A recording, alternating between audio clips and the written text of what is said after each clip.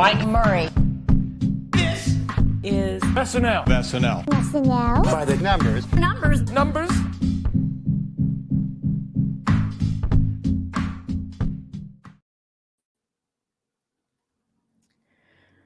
Jane is a +1.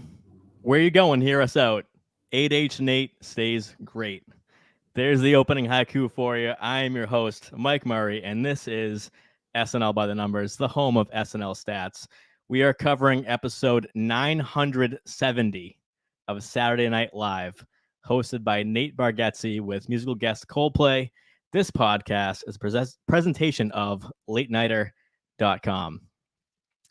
Well, my first guest just made his historic 100th appearance on the SNN, wrapping up our countdown of the 50 greatest hosts in show history.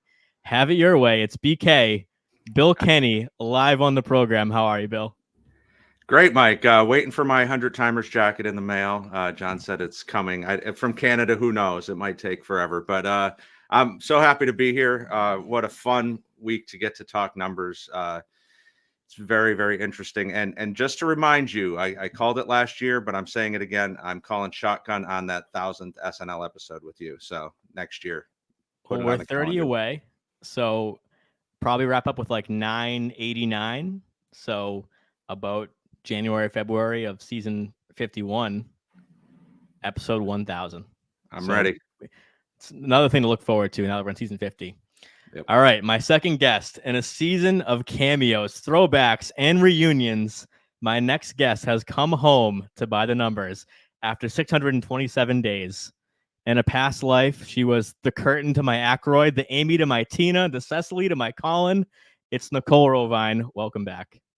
Wait, don't make me emotional. Oh my, I wasn't expecting that. I'm so happy to be back. I was saying pre-show, I wish I were here more often. And I want to be here more often. It's so great to be back. I can't believe we're at the 50th. I feel like it was at like 46, 47 just an instant ago. And we were thinking about the 50th. And now all this work that you've put in to get here now on the show, like on all the like the stats. I know over the summer you added to your went deeper into the archives and have even more stats.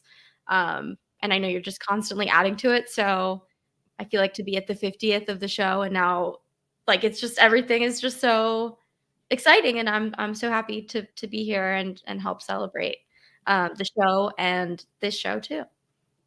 Happy to have you back. I mean, the stats are hot right now. People are into the stats. 50, yeah. Everyone wants to know precedent and what's going on. And when have we seen that last? And how long has that been? I mean, that's constant questions about that. So just real quick, since I haven't talked to Nicole in almost 2 years, like how have you enjoyed? Has it really been 2 years? Well, 627 days. I think it was the Aubrey Plaza, Sam Smith episode, January. No way. So it'll be 2 years this January. Yeah. So update us and how you've been and how you've enjoyed SNL, assuming you're still following it. Yes.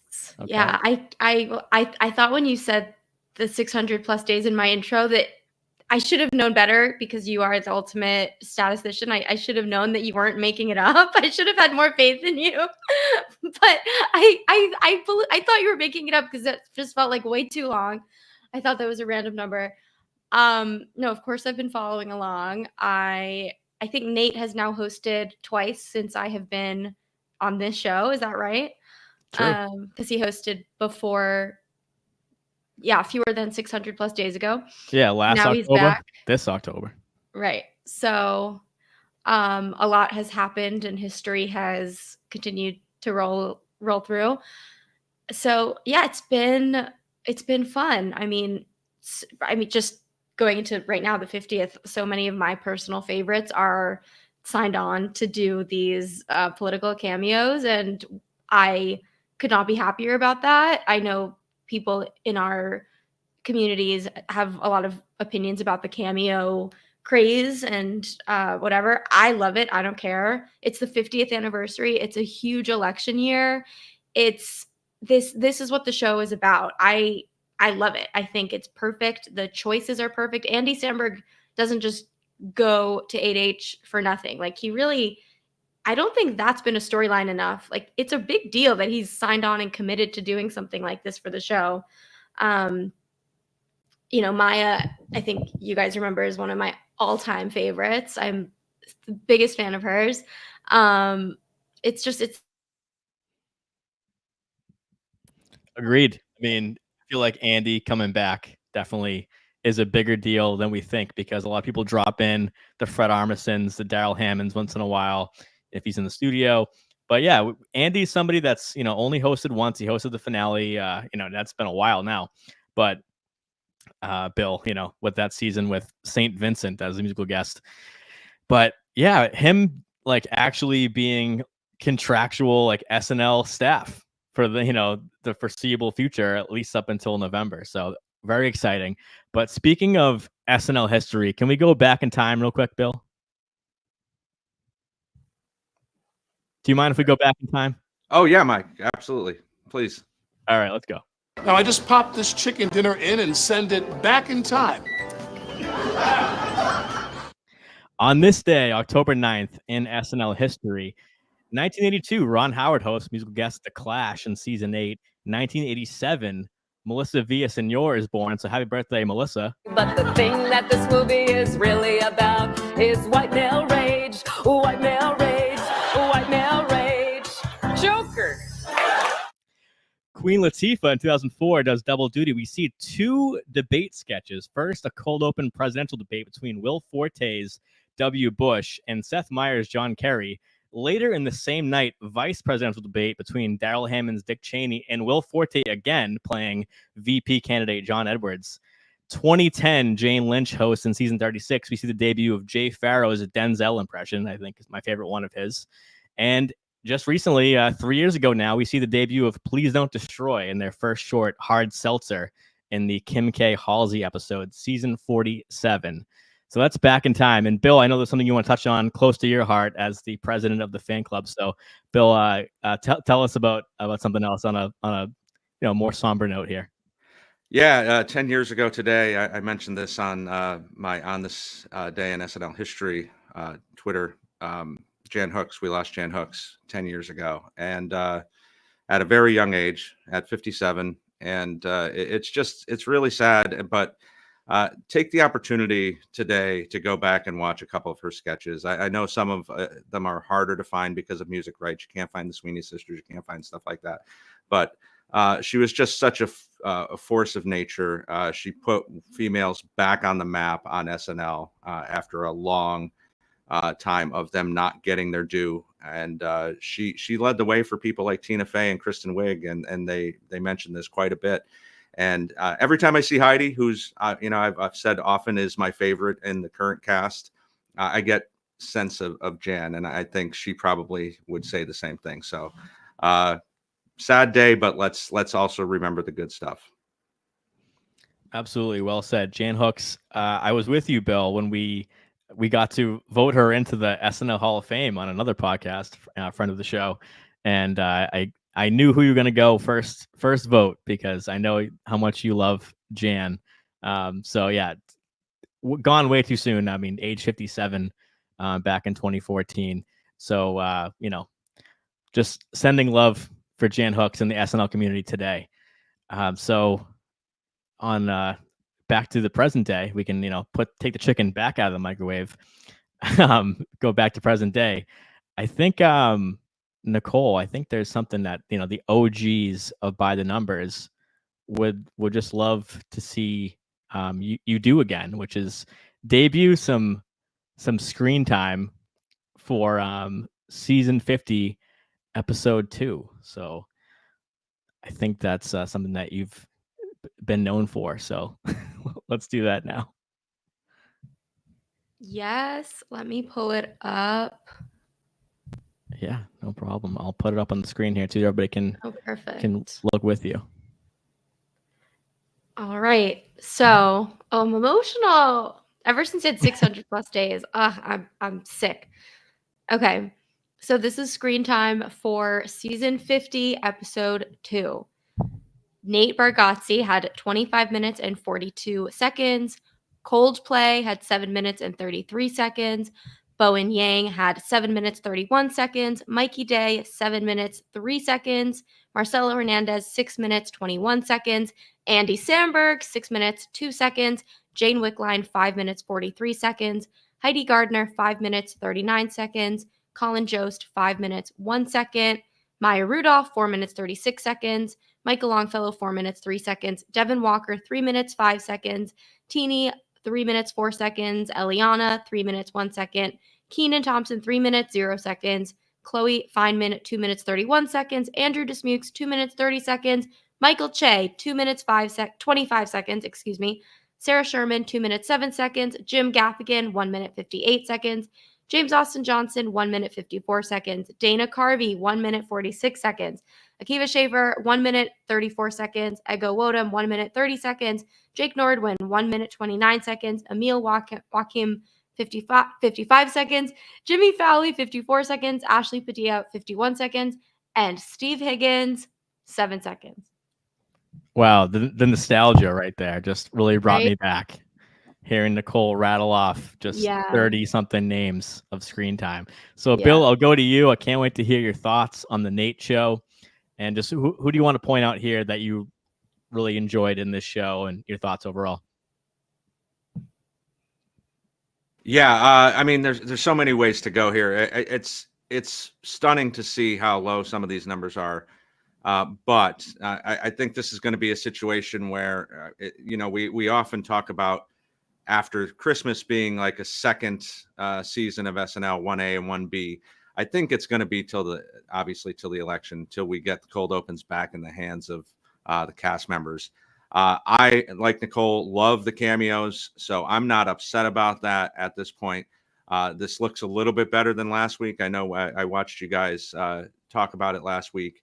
And I mean, Bowen is a little bit lower than last week, but I think we're seeing that he is definitely the star of the show. You guys talked about that a lot last week as well. But I'm happy to see Mikey and Heidi closer to the top where they belong. I know in week 1 they were pretty low, especially Mikey.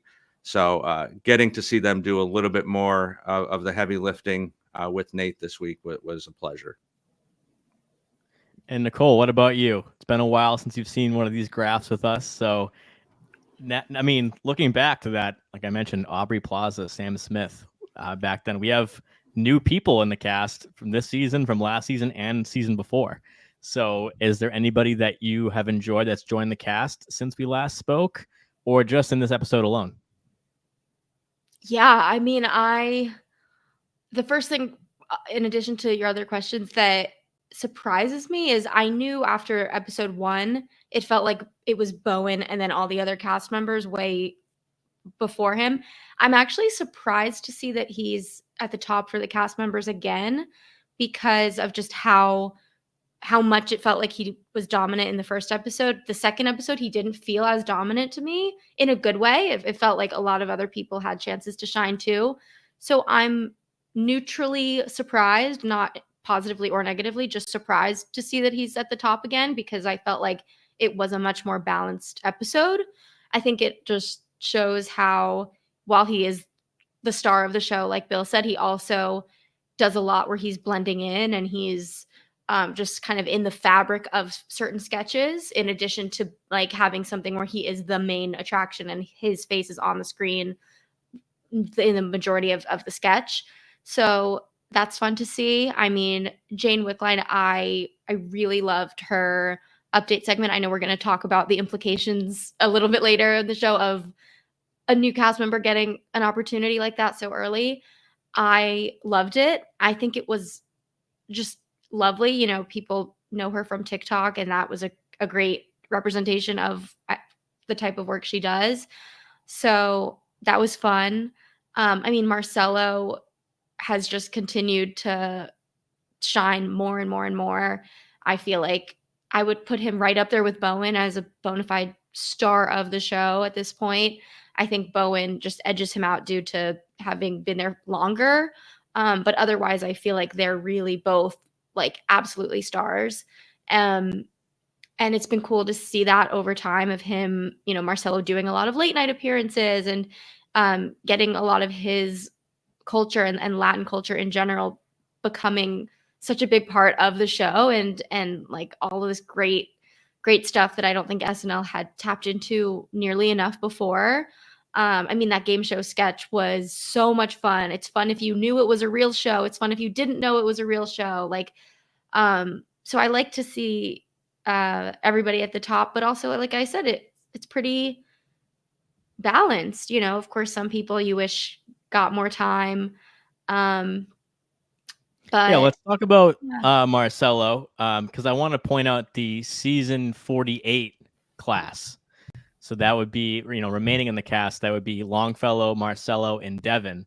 So I was looking at their numbers. And so this episode in particular, this, Nate part 2, Marcelo, as Nicole mentioned, 5th highest career screen time for him this week. Longfellow, 6th highest career screen time.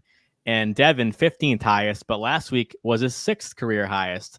So we're seeing these promotions this year from featured to repcast of the season 48 class that are actually getting a decent shot at camera time and getting sketches on the air that we went into the season thinking that it's going to be really hard for everybody, for the Mikeys, the Keenans, the Heidis, the Eggos, but of course the rookies. But you might not remember that, they've been upgraded. So are we going to see more from them? And so far we have 2 episodes in, seeing more Marcelo, more Longfellow. Finally, we didn't much last week, but we did this week with his water slide sketch that, made air cut for the Megan Thee Stallion episode a while ago. And Devin had a big week last week with the pyramid sketch. So we were seeing all 3 of the season 48 more. But as far as Bowen goes, so you might think, well, he's, other than Judge Trump, he's the one cast member who got a political impression that was talked about on the roundtable on Monday night. But only 13% of his screen time this season has been playing JD Vance. So that means that it's helpful, but it's not the reason that he's dominating right now. So this is 2 weeks in a row that Bowen Yang is screen time leader. I'm looking at his career stats. He's only had 18 episodes, including the first 2 of 50. So before that, only 16, where he had 7+ minutes. And the Gene Smart premiere was his 5th best screen time of his career. And now this Nate episode was his 14th best screen time of his career. So Bowen Yang is popping off at 8H right now. So we did a preseason roundtable. I said, this is the season of Bowen. And so far, he's proven me right. I don't see that train slowing down anytime soon. So Bill, is this any surprise to you? Or do you look at the cast of season 50 and think Bowen Yang is like top billed, Bill? I think he is. I think we saw that towards the later half of last season as well, where he was starting to dominate. Now, it will be interesting again after the election. You bring up such a great stat with it only being 13% of his screen time. But how much of that Andy, Maya, Dana time will go and spread evenly across the rest of the cast? So will we see more of an ensemble feel going into December and January? That remains to be seen, but he's definitely taken over the show at this point as the top billed star for sure. Can you make any comparison, Bill, while I have you right now, is about what Bowen's doing? Because he joins the cast season 45 from the writer's room. We did see him a couple times before he joined the cast in season 44. But now it's, you think about 45, 46, 47, 48, 49. Now here we are, and his star is completely in the sky. We can all see it. So can you think back in the history of the show and think about somebody who you knew they had it, but it took this long for them to finally reflect like this? We see this chart and see 2 weeks in a row, Bowen is just like the dominant cast member of this crew.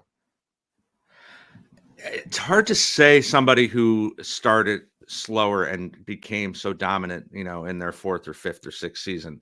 I think of somebody like a Kevin Nealon, who never dominated the show per se, but as time went on and people started to leave in his third and fourth and fifth season, and then he gets Weekend Update, you got to see a lot more of him in more of a starring role. Now, again, that's not an equal thing, because Bowen is definitely being shown as the star at this point.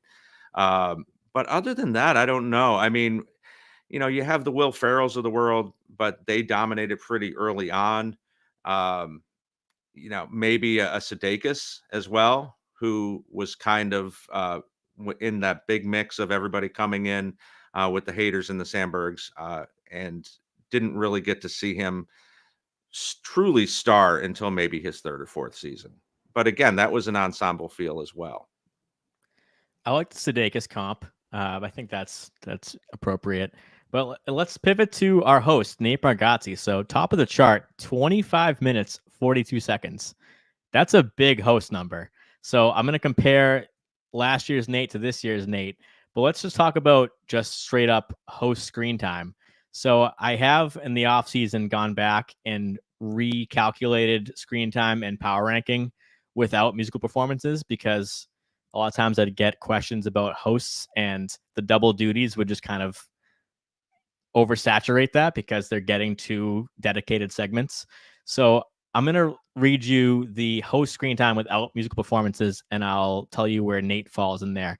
So speaking of Bill's comp here, Jason Sudeikis, 34 minutes of screen time in his episode, season 47, episode 4, followed by Mulaney in season 47. He got his 5-timers jacket. He'll be back for his 6th time in a couple weeks. Then Shane Gillis last year, Sandler in 44, Pete Davidson. So right now we're all in like the high 20s, other than Sudeikis being in 34 minutes. No one that I have screen time on has eclipsed 30 minutes except Sudeikis. Pete Davidson, last year's premiere, 26:40. Rami Youssef, Amy Schumer, Jake Gyllenhaal, last year's finale, Miles Teller. So we're getting down there. But Nate Bargatze is, out of all these hosts, 15th most screen time in the last 120 episodes. So very much top of the pack there, percentile. So, and you look back to his last episode, he had a even longer monologue. So when you look back at that that monologue he had, almost basically 2 minutes longer of time where he's just doing stand up. So we expect that. But Nicole, did you feel like Nate Bargatze as a host this time was more of a sketch leader and not a passenger on the SNL bus? Because the names I just read, we saw a lot of stand-ups, and that's due to a monologue that's longer than usual. Yeah, I mean, I remember that Sudeikis 34-minute episode. That was insane. I remember that so vividly from the stats perspective. We all were just like, oh my. At the end of the episode, I texted you. I texted you throughout the episode, and I was like, I need to know how long this was. This is crazy. But yeah, he just came in he proved himself to be someone who you asked to come back after a year, less than a year. So he was dominant in some sketches. He fit in so seamlessly in other sketches. He was just the type of host that you want around often. I don't think the hosts that dominate every sketch are the ones that you actually want to have back all the time. So he did such a fun job of you could feel of course, the Washington sketch that I would imagine he wrote a lot of it. I know you guys have more information on that, but I know the first one he had a lot to do with. I know this one he had a lot to do with. Those things where you can feel his dominance so much. And then other ones like the amusement park, the Longfellow one that was his Longfellow's material from years ago. That's clearly an idea that is brought in by a cast member. Nate just fit in seamlessly into that. And he was sort of responding to the situation in the sketch. And then just a bunch of things throughout that whole spectrum throughout the show. So I thought it was a great blend of things. And it's he just showed, yeah, this is why I'm the guy you invite back so fast, and I'll be back soon again. Yeah. So the Washington sketch, that's a Streeter Mikey special. I think they had some new names on the list that helped write some of the jokes. And great roundtable on Monday night that they talked about that this sketch kind of could keep giving because there's so many things you could cover in that template. So it doesn't have to be a sketch that's very reliant on a character. It's really just conceptual. So you could have Washington doing something else. You could have Washington's inauguration, next time in 1789 and do more of that. And I'd love to see something like that. But let's talk about his screen time comparison. So last season, we saw 21 minutes, 26 seconds. This season, 25 minutes, 42 seconds. That's a 19.9% increase. So almost a 20% increase of Nate when he already had a very respectable 21 and a half minutes the first go around. Again, a lot of thanks to a 9+ minute monologue we saw. So I thought we'd do a fun exercise because we have an interesting opportunity, Bill, that we have back-to-back seasons. We haven't seen it since, a debut and then come back the next season since Mulaney. And in my opinion, I loved both episodes. I feel like the community and the podcasters agree that they were both great. And it wasn't like, oh, the first one was so good, the second one was a letdown because we had higher expectations. So I figured that maybe you and Nicole could settle the debate. What episode was better? And we'll go in the rundown order and figure it out. Does that sound good, Nicole? Do you remember the last season well? Yeah. All right, let's start with the cold open. So last year we had a Biden Halloween cold open, right, where we had a Christopher Walken cameo, and we saw Mikey Day's debut as Biden, and some other characters come in. But the Christopher Walken appearance really was, maybe the headline the next day. And then this year was the, Maya and Dana and Sandberg coming in. So which cold open did you like better? I did like that one, but I have to. I mean, this is like an unfair bias of it being the 50th of like Jim and Dana and Andy and Maya, all of them being there. I have to give that like superficial bias to this one. It's such a historical moment in the show and in just cold open history. So I think the other one I remember it fondly. It was fun and sweet, but it doesn't stand a chance to this one for me. Just in the greater context of things, I think that this one stands up to the last one. So you would say this one has an edge or last year? This one has an edge for me. All right, so we'll do a vote for that. And then, I mean, monologue to monologue, they're both from his stand-up repertoire. He did a special. I mean, he has 2 specials coming out.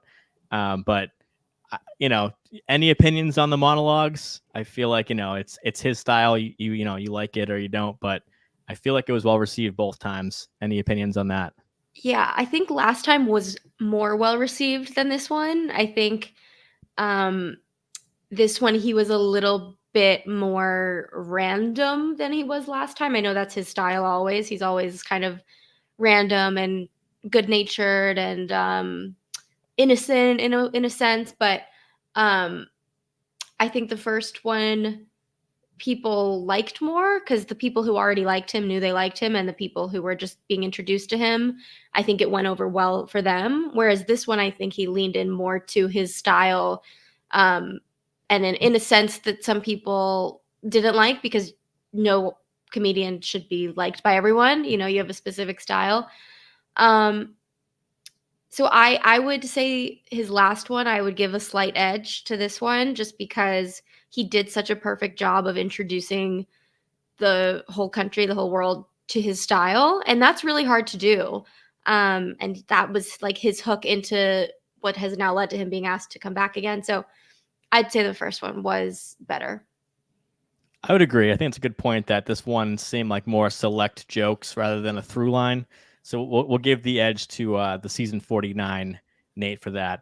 All right, this is a tough one because the Washington's Dream got moved up to the first sketch of the night this time. But last season, I loved this first sketch of the night, the chef show, where Nate Bargatze was doing the Southern cooking and he ended up winning the contest begrudgingly. So we have last season's Chef Show versus this season's sequel to Washington's Dream. Is it a contest, Nicole? No, come on. You got to go Washington Dream too. And I'm pretty tough on sequels and recurring stuff. You know, I'm like diehards are. I'm a tough critic. So this one held up, and this is the easiest choice so far. All right. So then we have our first pre-tape. So this time we had the golf tournament with all those great effects gags of basically Nate's golfer, Brady Knoll, I think was his name, just murdering innocent animals on the golf course. But last year was a very popular one, I thought. It was a great Chloe Fineman showcase at the Hallmark Horror. So where do you go with the first pre-tape? Wait, can you paint the picture a little more closely for me? I'm trying to close my eyes for the Hallmark Horror. It was like a Hallmark Christmas movie, but it was their version of horror. So it was Chloe Fineman falling in love with the small town guy who was a serial killer. Right. So you know what? Kind of the same themes here. It kind of turns into some like strange murder. Yeah, still a killer in the first pre-tape for Nate. Yes, some unexpected murderous activity. Okay, yeah, I remember it vividly now. This is the only one that I think is a toss-up. I feel like for like golf heads, the golf tournament one was like really awesome. And I don't think that the golf community gets a ton of comedy, you know, because Sure. I don't think there's a lot of humor that's really catered to them, and I want them to feel represented.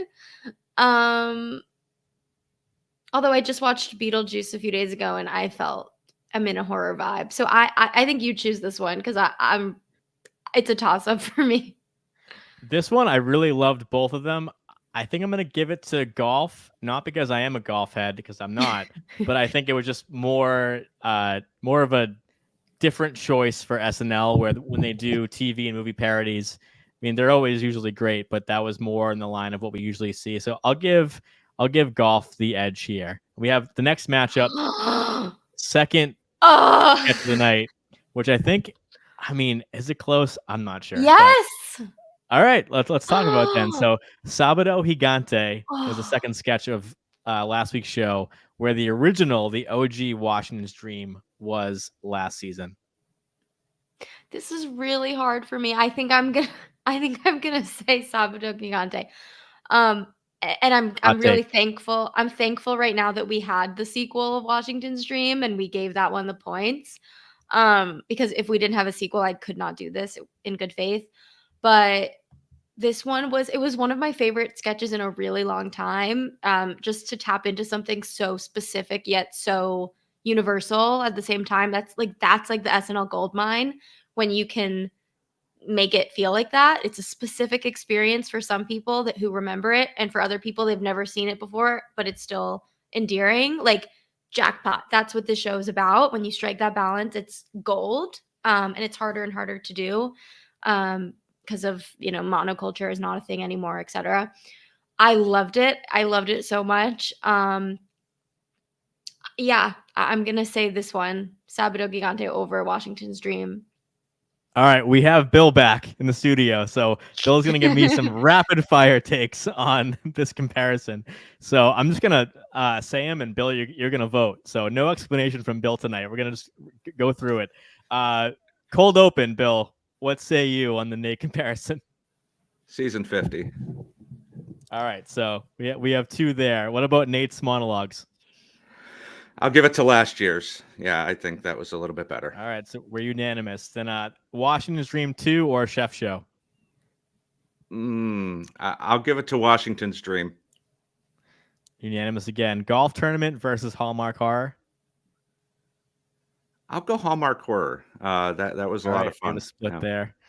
And then the original Washington's Dream versus Sabado Gigante. Original Washington's Dream, because that was so unique for what we were seeing on the show at that point.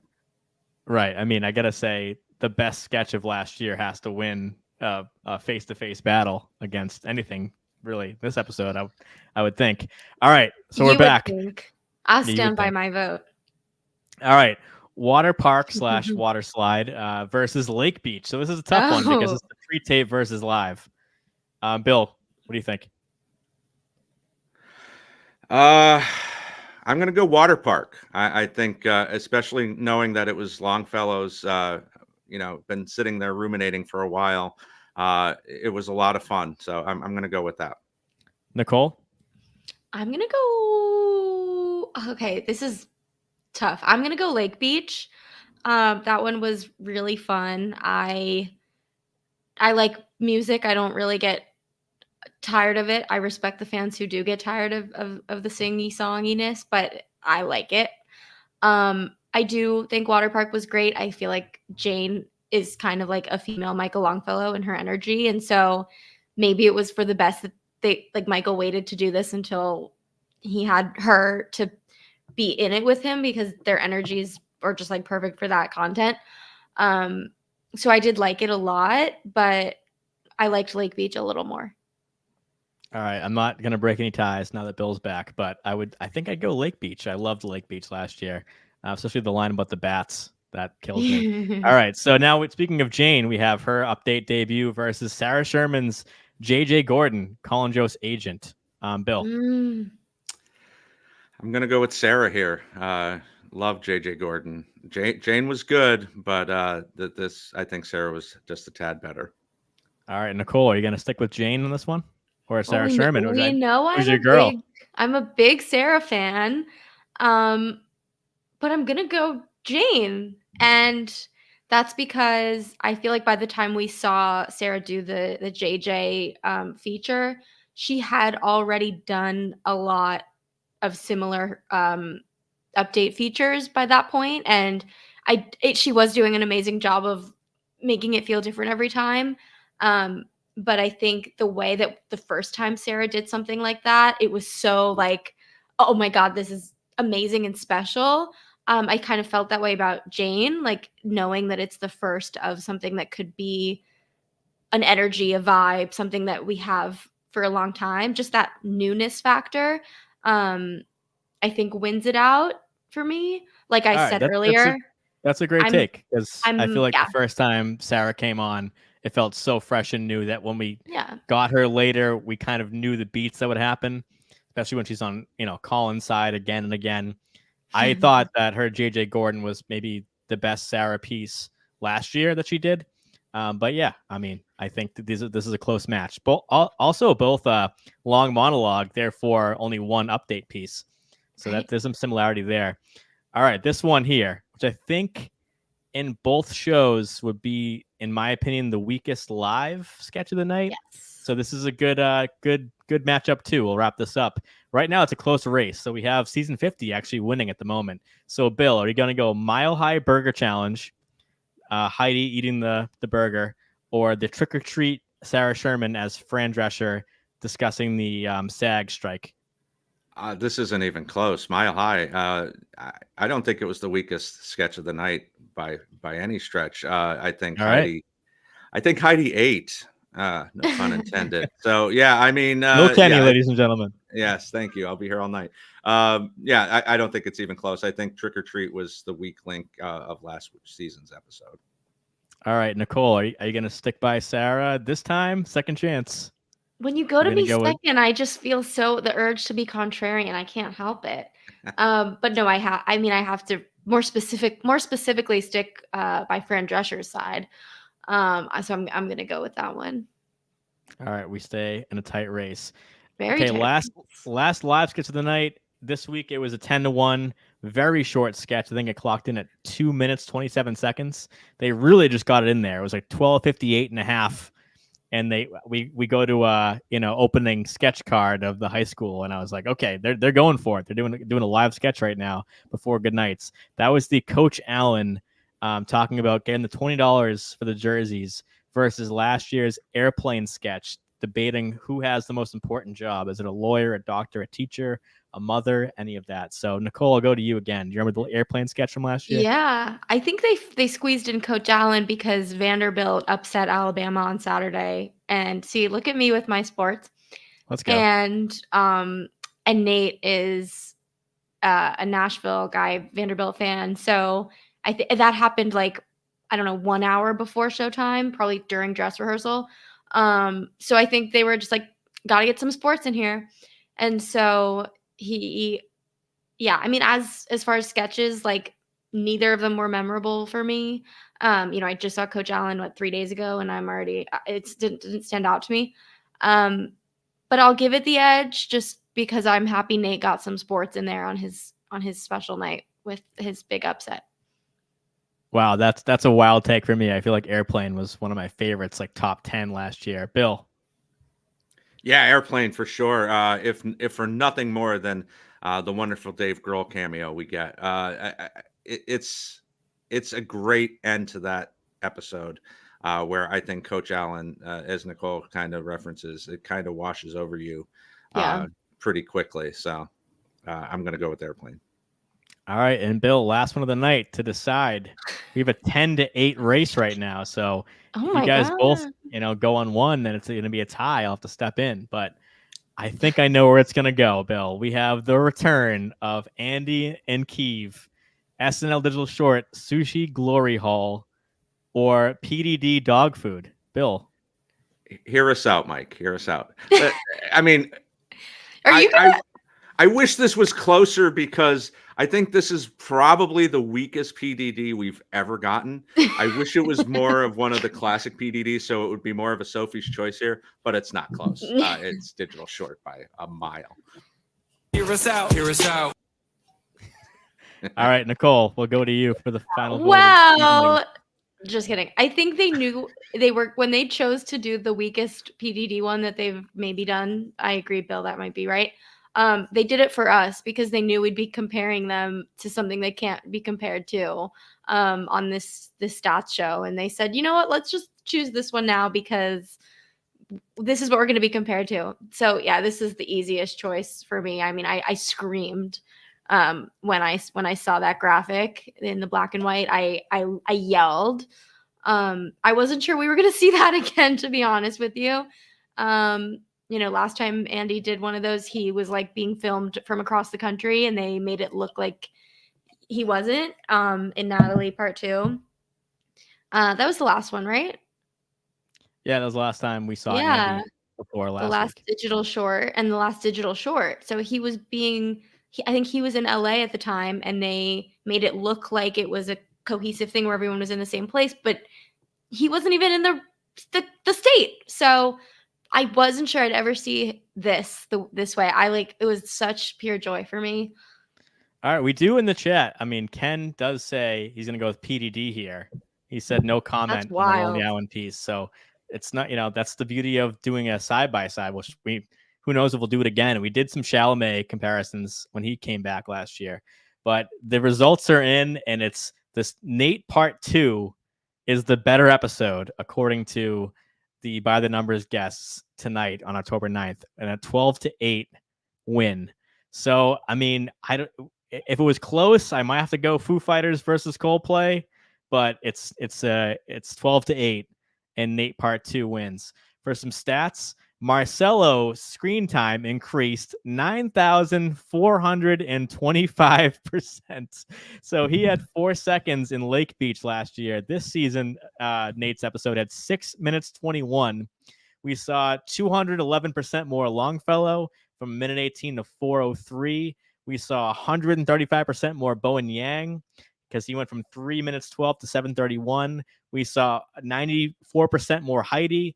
We saw 24% more Devin, and as I said, 20% more Nate. Who we didn't see was we saw a lot less Ego, Keenan, Feynman, and Jadge and Sarah. So season 48 class wins, season 47 class loses. So that's our first ever side-by-side battle of an SNL episode. Hope you enjoyed it. Bill, are you surprised with who won here? No, because when you sent this earlier today, I had to think about it, and as much as of surprise that it was how great Nate's episode was last week to some people, I knew who Nate was going into last year. I think that this was more of a solid episode from top to bottom. So I had that feeling in my head, but then I did the same thing that you did, putting the sketches side by side, and it wasn't close for me. It was a great start, but I think his second and now his third, maybe next year, will continue to grow and get stronger as they figure out his voice even more. All right, and as Eric, by the numbers staff researcher, helped me compile some stats for our next segment, points out, we saw infinity percent, I guess, or zero, depending on how the math, which way you look at it, glass half full, glass half empty. We saw infinity percent more Jane. So big headline out of this great episode was Jane Wickline, season 50 rookie, making her debut at the update desk. Her second episode as a cast member. She's the only one who appears on Update with Jostin Shea. So I thought something we've never done on By the Numbers before, ripe for the taking, was to look at when do cast members debut with an update segment. So here's what I did. Eric helped me compile some of these debuts, and then I went through and watched like all of them to see if it was really like a feature or like just a voiceover or someone who just pops in for a second or two in the background. So I wanted to go for like a real showcase. When did it happen? So let's look at that, because I think Weekend Update, being basically the most consistent aspect of this show that we love, is the best opportunity for screen time. And that's what we cover here. So Bill, I can't wait to get your takes on this, but I'm going to read you the high end and the low end. So these are cast members, and I went all the way back to Kenan Thompson. So that's 22 seasons worth of cast members. These are the cast members who made the earliest update debut, and I'll tell you the ones who never made their debut or took the longest. So these are under 5 episodes it took them to join the desk with the anchors. Heidi Gardner, 4th episode, playing Angel, every boxer's girlfriend from every movie about boxing ever. Will Forte, Tim Calhoun, episode 3. Devin Walker doing some of his own stand-up, episode 3. Michaela Watkins, Nassim Pedrad in the 2nd episode. Bowen Yang playing Trade Daddy Chen Biao, 2nd episode. Marcelo and Jane this week. They both, in their 2nd episode, were themselves. And then their 1st episode in the cast, Fred Armisen, Ferricito. I mean, Bill, let me get your take on that. That's a character he did a lot, including in a monologue. Dios mío. Yeah, that's interesting. That again, a stacked cast at that point. So to have him on Update that early is pretty impressive, and one of my favorite Fred pieces, to be honest. All right, then there's Finesse Mitchell back in 2003, and Kenan Thompson. So they came in the same class. Finesse Mitchell did his own desk piece. Bill Cosby. It was the first time that Kenan played him in the audience, and they had some back and forth in his 1st episode. And then Bill and Andy. So they came on and did an impression off in their 1st episode back in 2005. Jay Farrow doing Will Smith, Cecily Strong alongside Jay Farrow in her debut. Kyle Mooney in that stacked, or I should say, bloated, whatever adjective you want to use, all those rookies. Kyle Mooney was the guy who got to be on Update first week as Bruce Channeling, stand-up comedian. He did a character. Pete Davidson doing resident young person, 1st episode. And then last year or 2 years ago, Michael Longfellow following in Pete's footsteps, doing playing himself. And then I threw in Leslie Jones, because she did come in as a cast member after doing an Update piece as herself, and then joined the cast 5 episodes later. So those are the earliest debuts. Let's go to the other end of the list, and then we'll talk about the implications here. So Ashley and Emil, haven't seen them yet, so we don't know yet, so I didn't count them in the stats. Chloe Trost, Luke Null, John Milheiser, Mike O'Brien, Noelle Wells, Tim Robinson, Jenny Slate, and Casey Wilson never got the chance to have their own feature at the desk there. So again, there was some I think Casey Wilson did a voice, and there was certain things that happened. Jenny Slate came in late as alongside Bobby Moynihan's Mike the Situation in the background there as his grandmother, I think. So they never got to do it there. But then Beck Bennett, 74 episodes took him to get to the desk. He played himself as a pop sensation.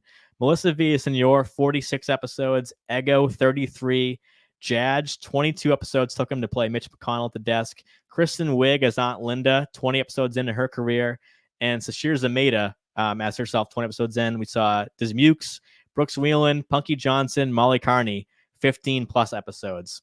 So, Nicole, do you remember any of these debuts that were later in the career?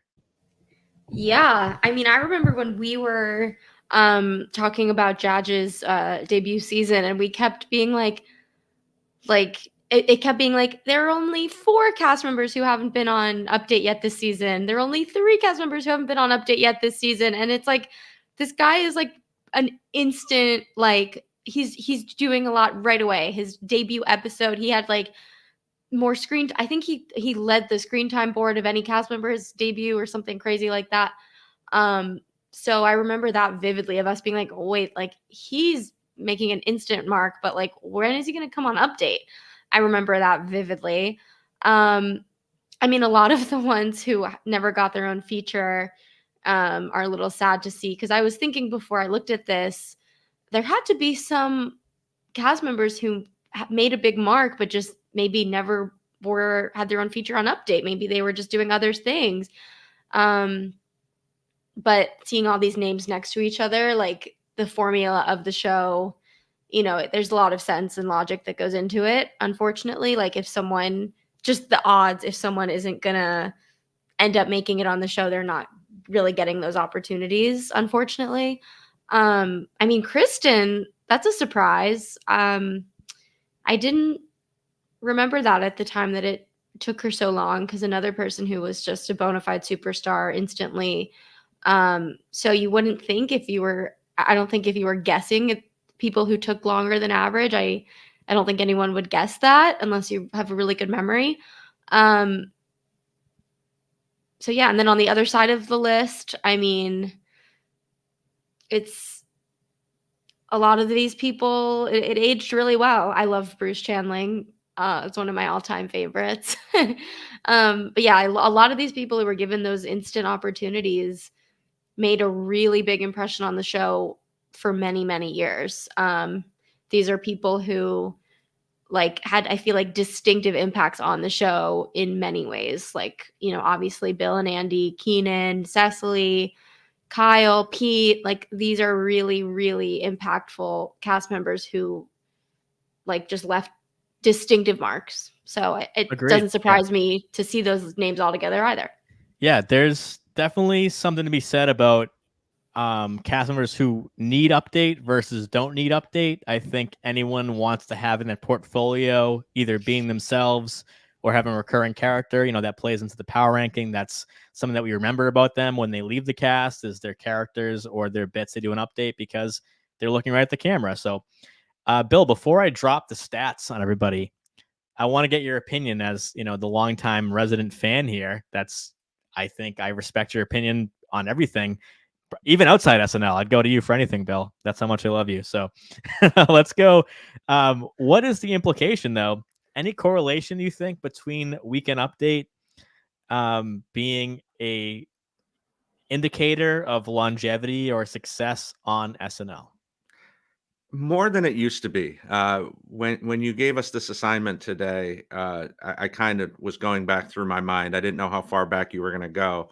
But like there's a certain point where, I mean, Weekend Update barely mattered. It was kind of, as far as correspondence go, you had, I mean, when you think about that second golden era, it's Victoria Jackson and Dana Carvey. Like Phil never showed up on there. Jan was never on there. Nora was barely on there. Some point that changed. I think probably late 90s, early 2000s, where you started this with Keenan.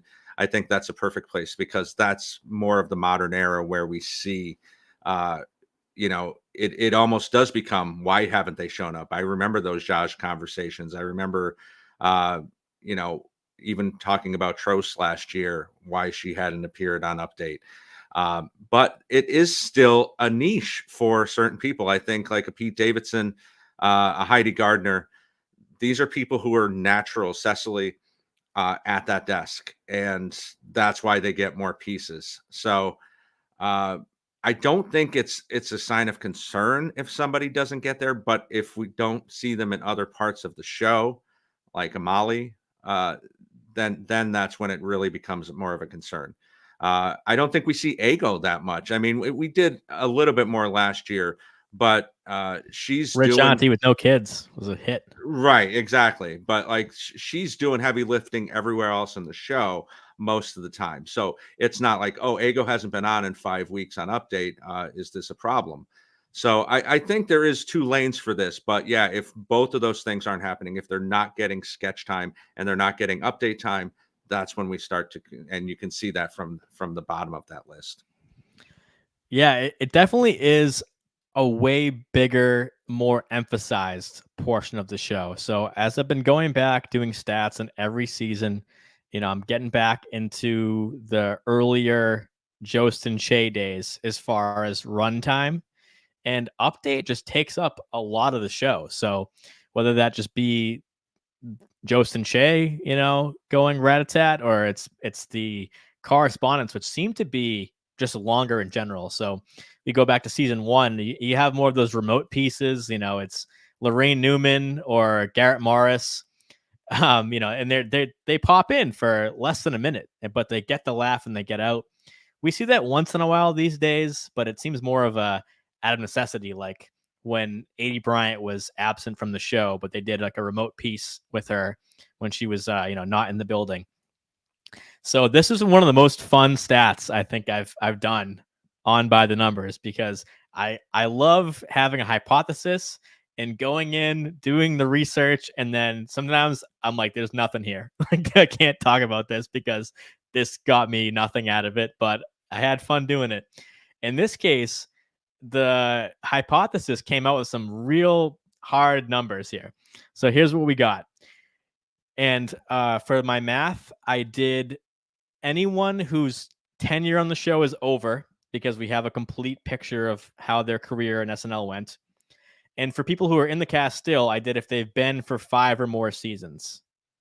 So because it's unfair to say rookies or second years or future players, like, who knows? They could be in the show for 11 seasons, and then that math would be all wrong. So I did take out people who are in the cast but haven't been there for a while.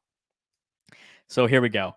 Cast members that have debuted on Weekend Update in their first 5 episodes or less, so in their first 5, stay in the cast for an average of 7.8 seasons.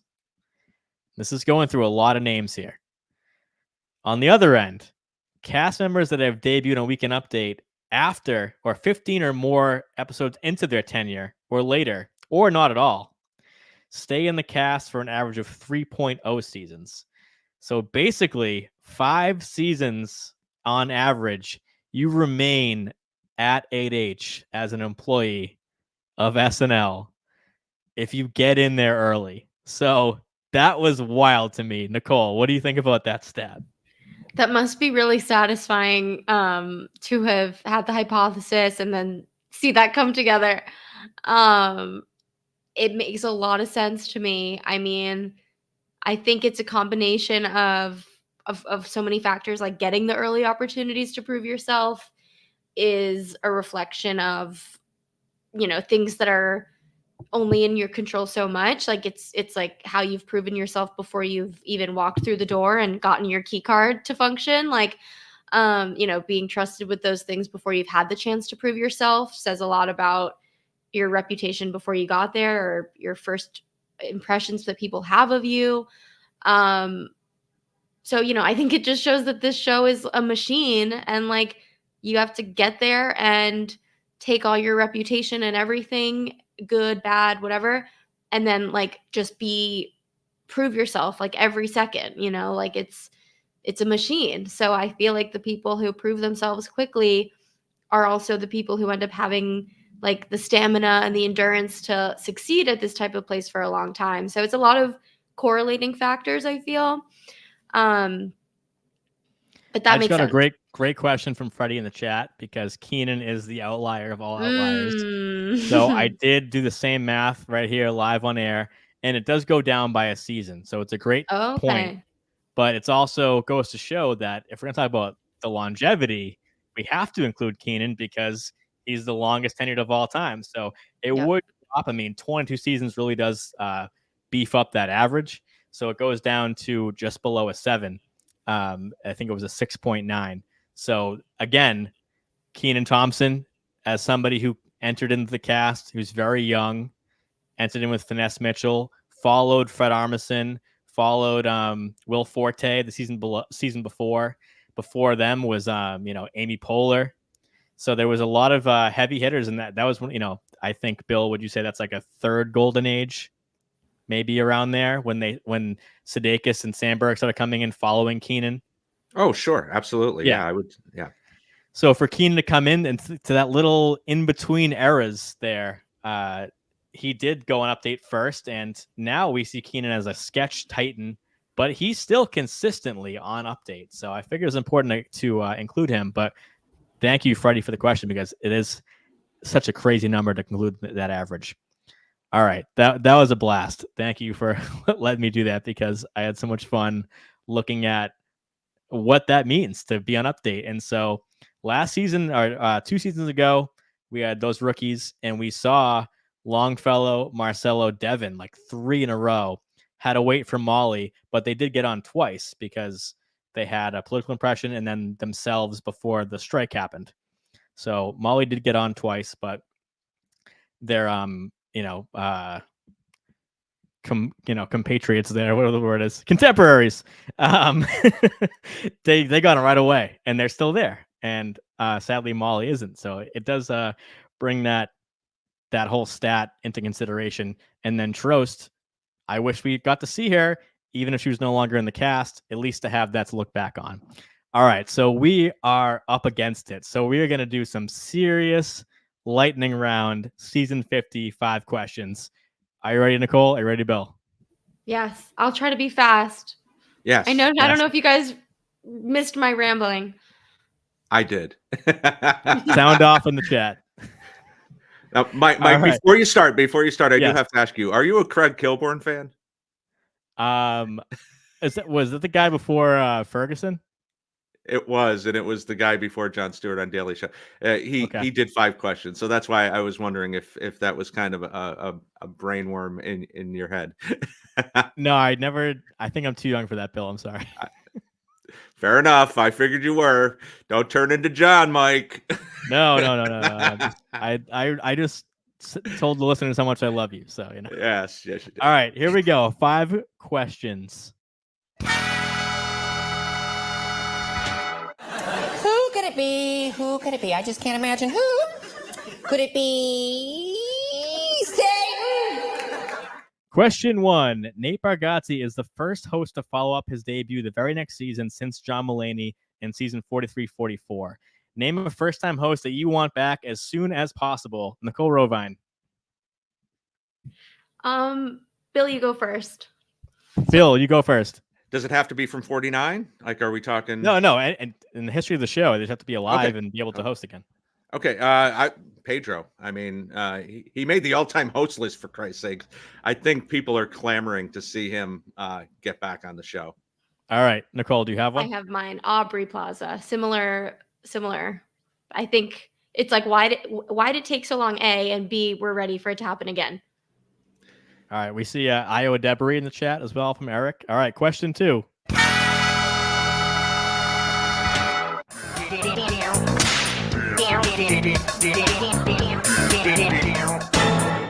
Any questions? Nate has already achieved recurring character status, going 2 for 2 Washington's Dream sketch. What is your favorite original character / impression / sketch by an SNL host? Bill. I've got a tie here. I think I've got to go either you just played David Pumpkins. I'm going to go with Tom Hanks in Mr. Short-Term Memory, or Steve as one of the Strunk brothers. Excellent picks. Nicole. This is a little hyper recency bias because we just talked about Pedro, but Marcelo's mom is just like perfect. I want to see that like yesterday again. All right. I like that. Pedro Pascal getting 2 shout outs. You're spending the night with Fred Yarvin, male prostitute. Question 3. We saw Andy Samberg and Akiva Schaffer return to debut a new SNL digital short for the first time in almost a decade. If Maya and Dana are given the same opportunity to bring a throwback of their own, what would you most want to see from them? Nicole. Bill, you go first. Bill, you go first. Justin Guarnieri. No, I'm kidding. Gemini's twin for Maya, because that gives us an excuse to get Anna back in the building. And I've said since both of them have come back onto the show, Dana and Andy, we have to get a church chat before he leaves for sure. Yeah, that's what I was gonna say. Especially in this time and era. I wanted to have a different one. That's why I wanted to wait. But I just think that's what we need to have, a church lady. Maya, I have like 30 on my head because she's probably my all-time favorite. I'd like to see her Whitney. I know we're doing lightning, but I just saw Tina and Amy's live show, and Maya was the special guest for my show, which was really special. And she did her Whitney Houston impression, but like Whitney from heaven.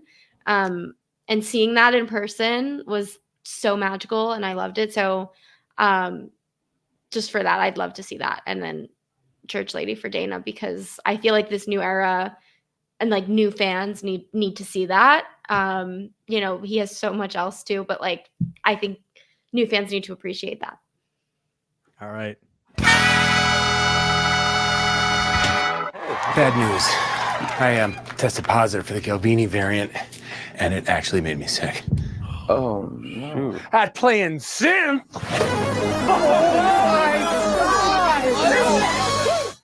Question 4. Are you missing PDD? Will you be at all concerned if we don't see them in these first 6-7 episodes? Nicole.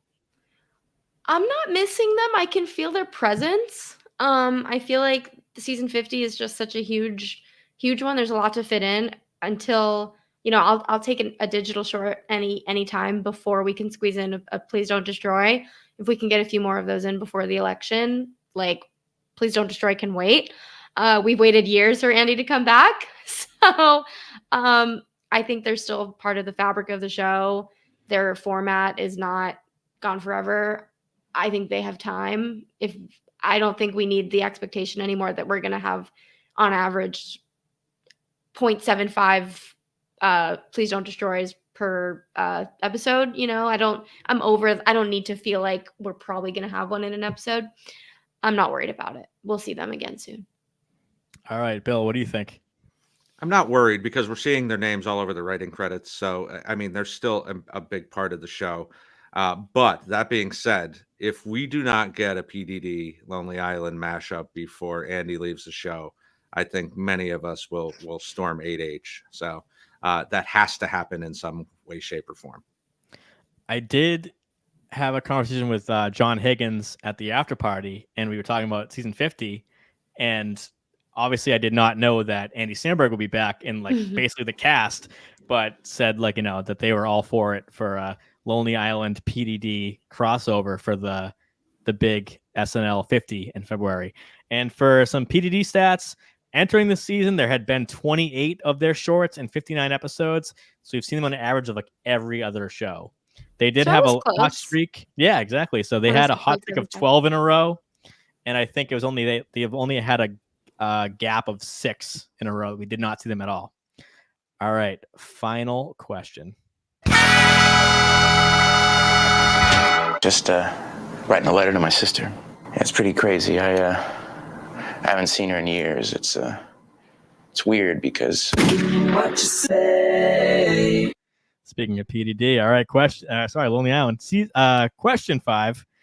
What former cast member do you want to see host in season 50? So I'll propose it to you like this. If you could only have one, could be personal to you or just mean the most of the show, however you want to answer it. Bill, what cast member do you want to see host in season 50? I think we have to have a shout out to the original era at some point this season outside of the celebration in February. So I'm going to skirt your rule just a little bit and say Jane and Lorraine should host together. Would love to see that. Don't know how likely that is for a host, but I hope we see them in the building. Nicole, what cast member do you want to see host this year? Another impossible question. I'm going to talk fast so that I can cheat. Andy Samberg would be great to host, especially if his first man, is indeed, or when that happens, that'll be great. But my current answer is Will Ferrell. I just watched Will and Harper on Netflix, where, and I just want to shout this out. Harper Steele was a writer on the show, and a head writer, I think.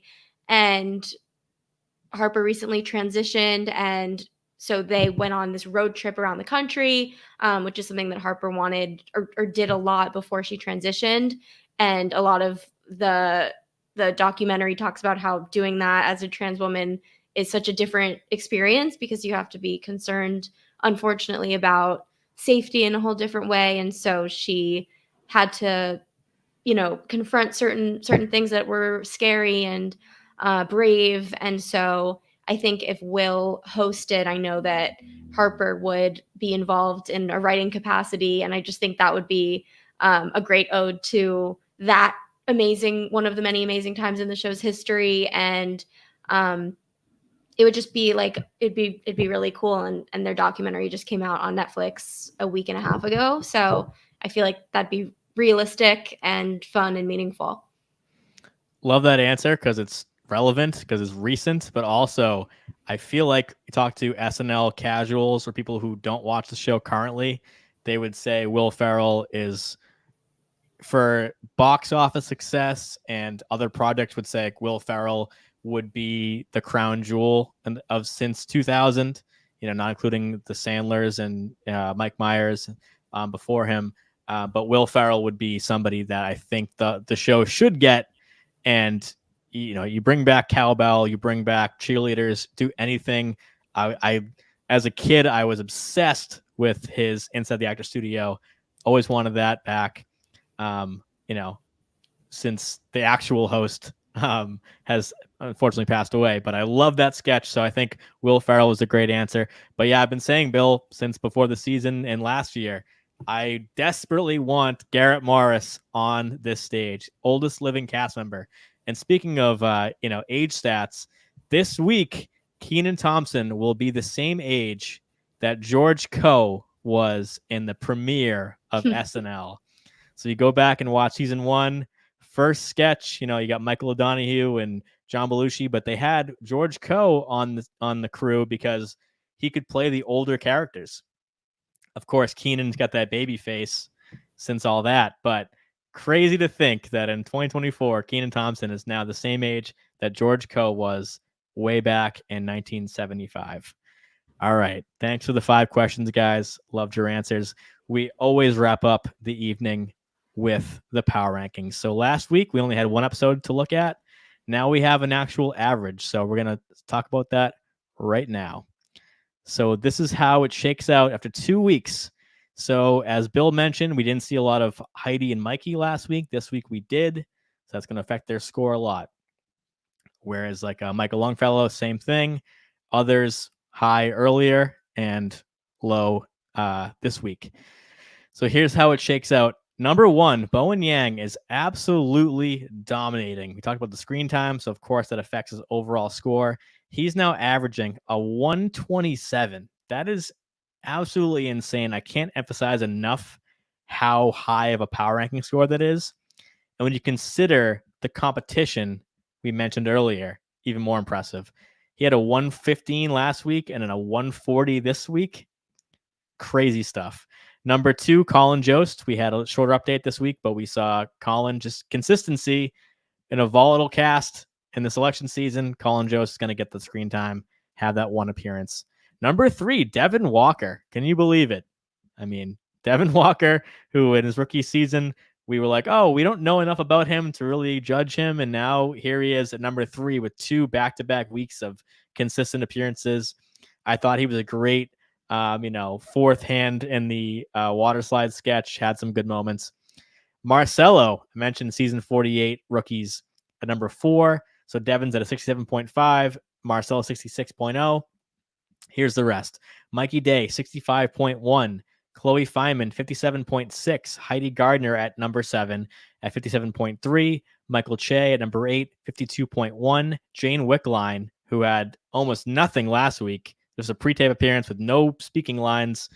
Got a C role in the Spirit Halloween, got the big role in Update and the water slide sketch. Jane's now at number 9 in the cast with a 46.8 average. Keenan's hanging down at number 10, 46.2. JAJ, a 43.0. We didn't get Trump this week, so that hurt his score. Dismukes at a 39.0. Ego Wodum at number 13, 38.8. Michael Longfellow, huge improvement, still at number 14, though, at a 38.7. Sarah Sherman, 26.2. At number 16, rookie Ashley Padilla, 26.1. Only saw her once this week in the Sábado Gigante sketch. Didn't speak that much, but was in, got a B-roll for just being, in the sketch consistently. And then Emil Joachim at 17, 14.8. We did see him more this week, though, in the football sketch, the Coach Allen 10-1, and playing a Dracula character in that game show sketch or the variety show sketch. So that is the power ranking after 2 weeks. I cannot wait to see how this looks after this run. Nicole, I mean, this is something that was near and dear to your heart for so long. Yeah, Just it seeing still the power is. rankings. Yeah. What do you think about the state of the cast right now? I mean, I cannot believe where Sarah is. That's the thing that is jumping out at me. I'm concerned. I'm saddened. I'm hurt. I mean, she's the only one. So Mike has beautifully kind of coded these numbers where there's like the lowest ones show up if you're watching on YouTube in red, and then there's orange, yellow, green, and then a brighter green. And of the bottom 4, Sarah's the only one who doesn't have a red number. So she did have 2 back-to-back just below average weeks, but neither week was completely like really, really, really, really low, which I guess makes me feel better. But I don't like to see that. Makes me sad. Bowen, I'm emphasizing what Mike said. That's like some like peak Kate McKinnon type numbers he's putting up. That's really wild. Yeah, let me give some context on Bowen. He's appeared in 6 out of 10 live sketches. So 2 episodes, we've had 10 live. He's appeared in 6. Both cold opens, of course. 1 out of 2 weekend updates. And last week, this one we're talking about was his 5th best statistical show. So Bowen is killing it. I always say, like Nicole just said, these are Kate McKinnon numbers right here. These are actually like better than Kate numbers when you look at the whole average. But yeah, Kate definitely had some over 100 scores back to back to back. But I'm so interested to see if Bowen can carry this through the election and what his numbers will look like, because we look at James Austin Johnson. We talked about debuts last week. He was off the charts. And so like week 1 power rankings, it was like the bar graph was, the whole screen was like James Austin Johnson. Mm-hmm. But he was, we talked about a lot, was pigeonholed by being the Trump guy. He has broken out, become more of a utility guy. But for Bowen, he's doing everything. So Bill, power rankings, week 2, give me your takes.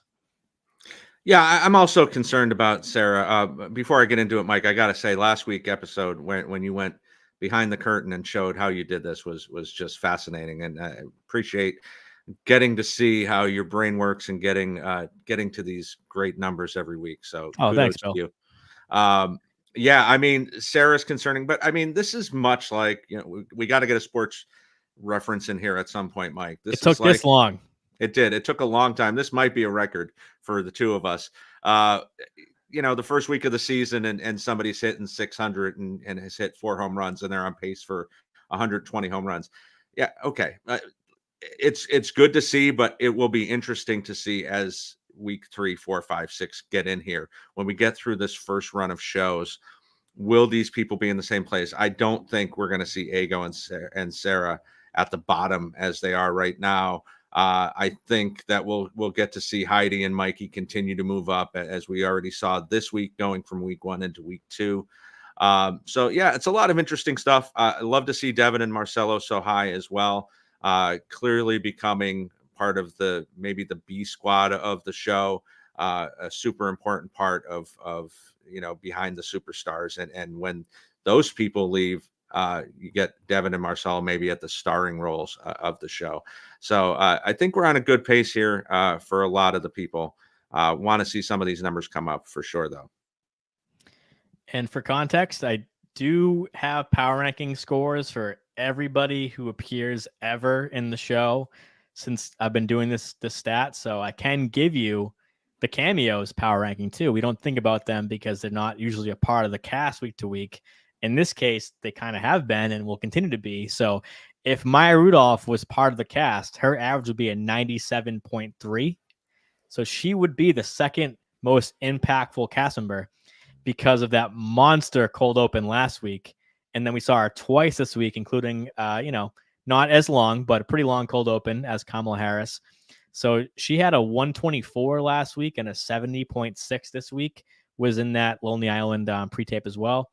So Andy Samberg, if he was in the cast, his average would be a 57.5, which will put him at number 7, like right below Chloe Fineman. So again, emphasizing the competition. That's kind of what this stat has always been about, is week after week after week. Anybody can have a bad night. Anybody can have a good night, but can you do it consistently in a lot of ways?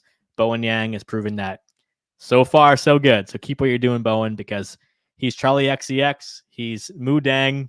He's JD Vance. That's a sentence probably never been said before. So here we are with Bowen Yang dominating the power rankings. That range is outstanding. That hella range right there. Okay, so let's look ahead.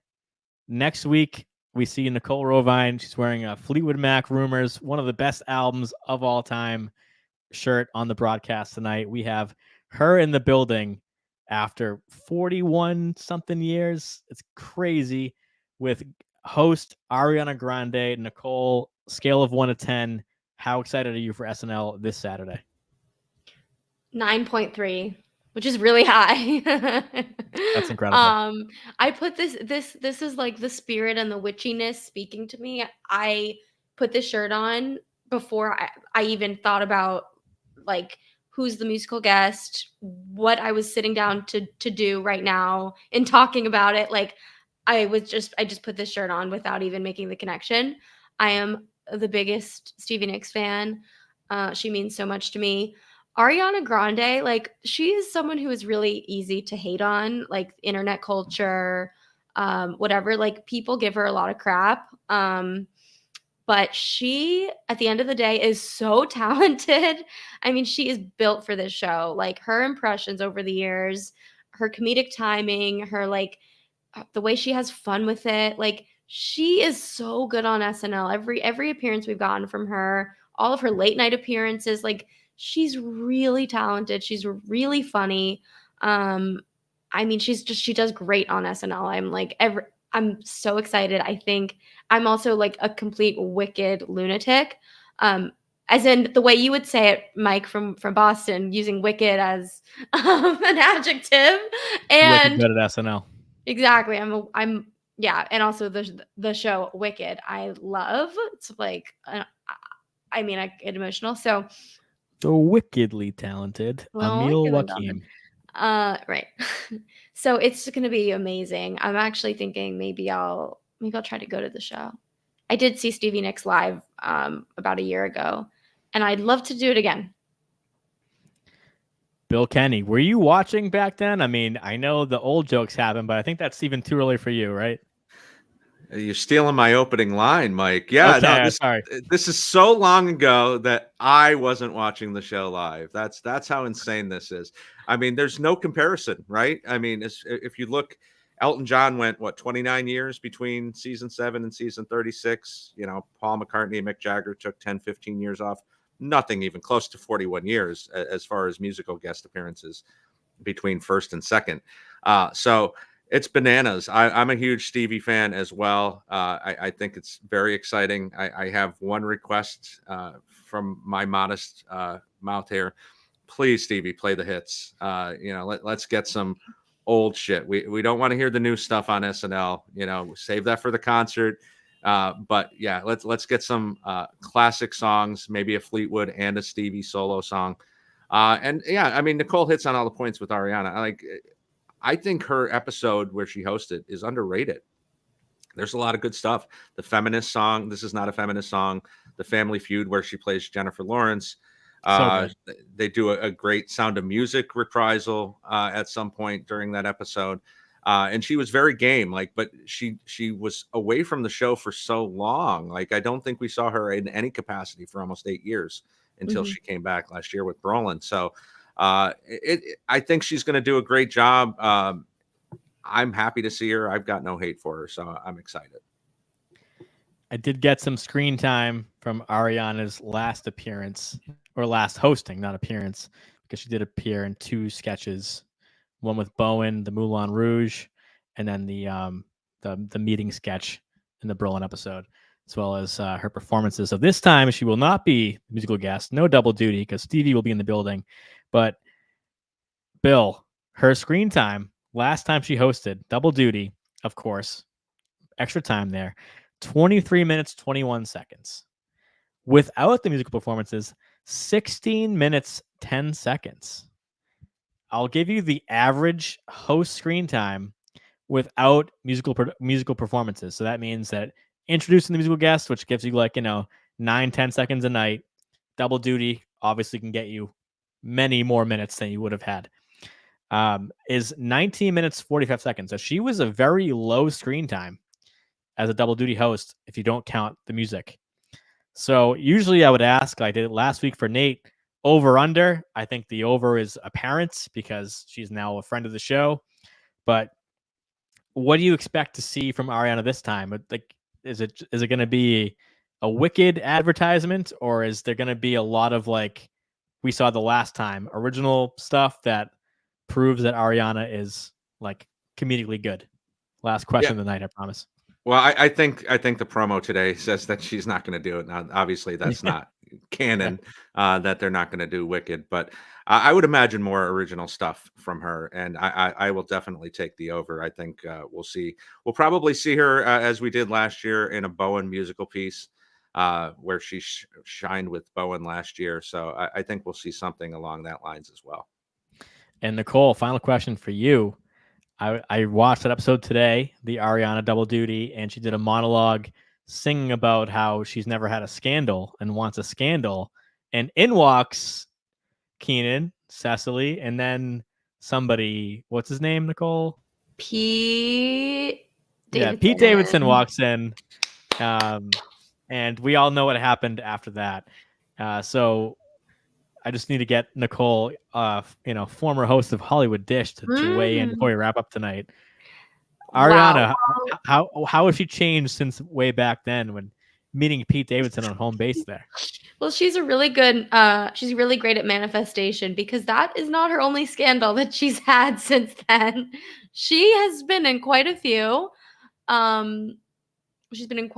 So whatever she says in this monologue is going to have a lot of power, because that sure did. Another thing to note is Bowen is also in the Wicked movie. So even if they don't do like really on the nose promotion, Wicked has been like a very unapologetically promoted thing. Like the promotion, even I'm like feeling like it's a lot and nothing will be too much for me because I'm like a diehard Wicked person, but it's a lot. It's a lot.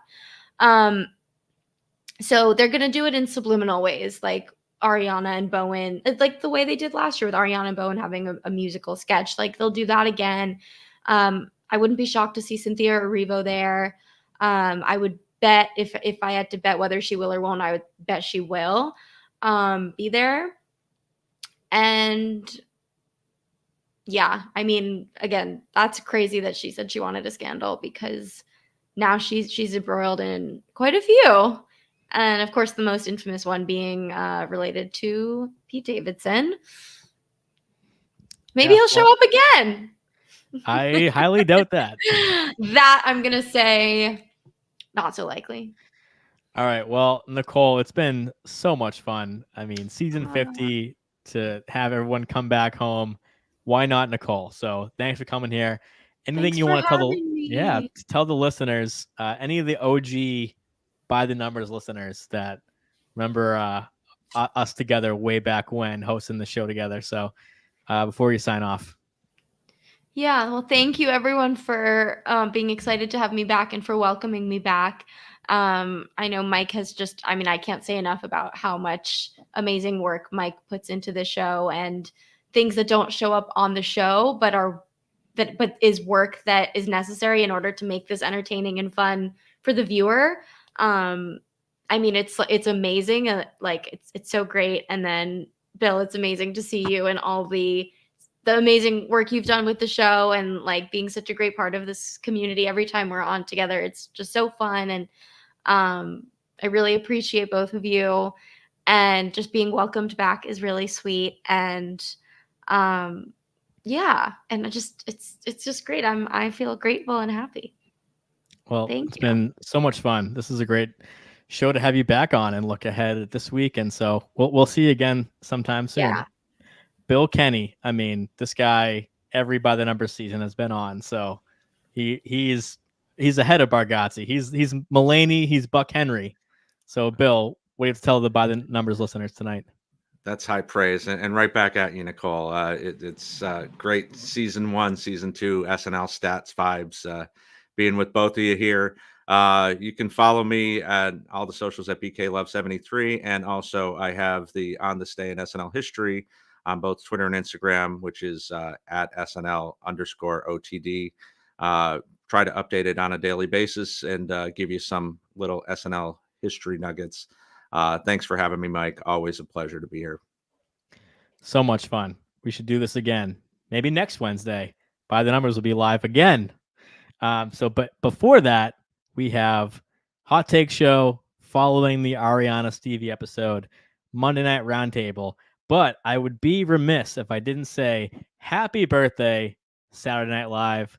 October 11th is on Friday, the anniversary of the first broadcast in 1975. So happy 49th birthday, SNL. So as always, we are a presentation of LateNighter.com. I will see you again soon.